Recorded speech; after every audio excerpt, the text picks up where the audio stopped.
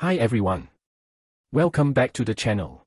Today, I will show you how to enable dark mode on any website. It is very easy, and it works for almost every site you visit. First, open the Chrome Web Store.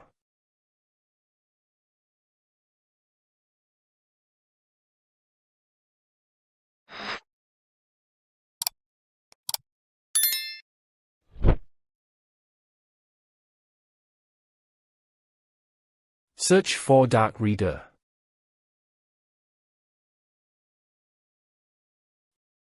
This is a free extension that adds dark mode to all websites. Now, click Add to Chrome, and wait a moment. After installing, you will see the Dark Reader icon at the top of your browser. Click the icon. Now, you can switch dark mode on. Your website will instantly become dark.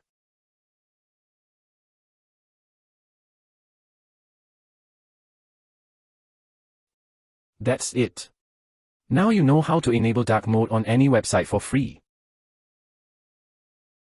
It will be easier to read and better for your eyes at night. You can change the brightness, contrast, and font.